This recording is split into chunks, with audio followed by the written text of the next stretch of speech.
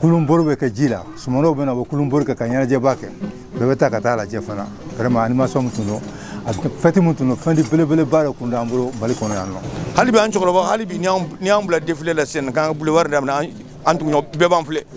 hali sisan défilé pa be trito de nan ka patu ni tu pate takatandro défilé am fe fi ka sabande sisan be trotine fanga de jangele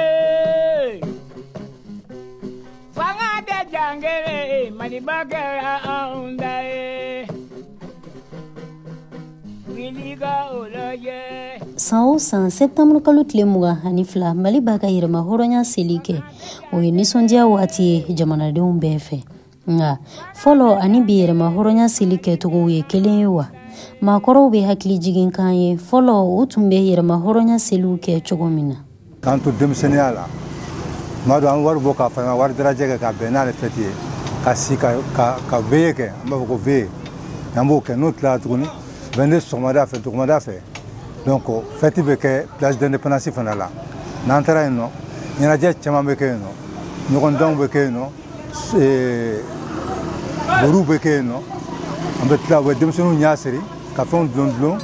ka ciseaux d'u ma u k'a tigɛ o tilegan fɛ tuguni u bɛ taa ba la tuguni u bɛ tɔnkɔnɔ fili ji la ni min ye min sɔrɔ o b'o ta o y'o garijɛgɛ ye o ye fɛnkɛ ye a ma kɔfɛ tuguni kulumboru bɛ kɛ ji la sumanow bɛ na u bɛ kulumboru kɛ ka ɲɛnajɛba kɛ bɛɛ bɛ taa ka taa lajɛ fana vraiment animation min tun don a fɛti min tun don fɛn di belebeleba de kun d'an bolo Mali kɔnɔ yan nɔ.